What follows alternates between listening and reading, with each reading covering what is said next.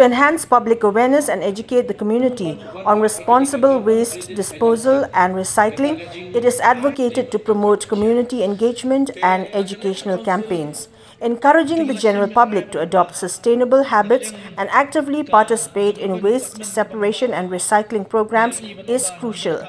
In a similar initiative, the Khasi Hills Autonomous District Council (KJDC) has deployed dedicated waste collection vehicles or garbage trucks to 2 community markets at Mawngap and Tyrsad. This initiative, sanctioned under the 15th Finance Commission Tide Grant 2020-2021, aims to promote responsible waste management. The Chief Executive Member of the KJDC, Khadc, attended the event as the chief guest, accompanied by key figures like the EM of Development Department, Karna Soshang, the MLA and MDC of Nongston, Gabriel Walang, the EM Taxation Fantin J. Lakadong, the Lingdo of Hima Mauplang C. Lingdo, former MLA of Mauplang Kennedy C. Kriem and others. Additionally, a new public convenience restroom was inaugurated at Madan Yo Mawngap under Hima Mauplang on the same day.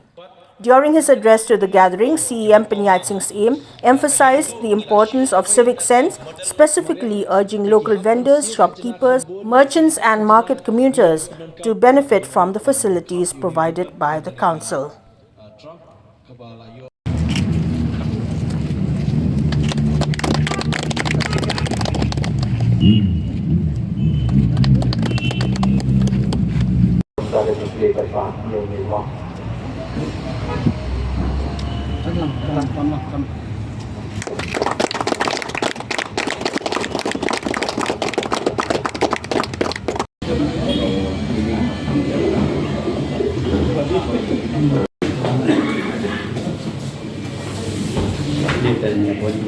Katrok kitnyut kabanyarap ya kahima batkuy ya ki jabo ki jaban ki bami na kanigayo bat panlibu syakicaka bala panbai ya kahima na kamta ka jingbet jimbian jingbai ba kabaar pat yo banban kanigasmi na kamta ban clear pat ba ya kanika public toilet but kaniru ka public toilet ka jingmu bangi ay na kalian ka district council kalong bakani kayo ka badanang kayo ka blarin bahan kandan ka jakalit bar ye kinonglet nong wanyo ka babet ka babiang dengan sobat ong kadi ka ikai ka sri ka bansa kan mau hajian leti jong jing trekam jong ka KHDC bangila kan pendap ikini arteli ki kam hagani ka sri kumjuru benglai ini hagani ka padang kadang sakani ka ambulans kabala ai lingba ka kenhun hagani ka himahi kunju kaban IT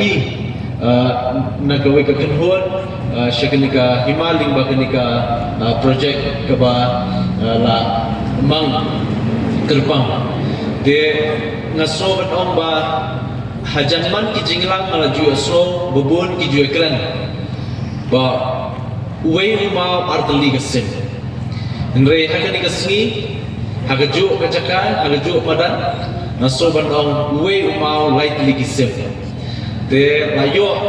nakamta ka jindan kam jong shnong bat kahima kalau kai ka jingbentoy ka bakrau bat kadban skam ba kini ki jingbentoy ka phiyo hani gasni phinla ban petre kam renti yaka but nakalang ka district council hadin mengila yo eka solid waste management act 8000 arko kala ka kamram jungi hadin bo lat ka jelau jong ka meklia la menjur ya kenikaan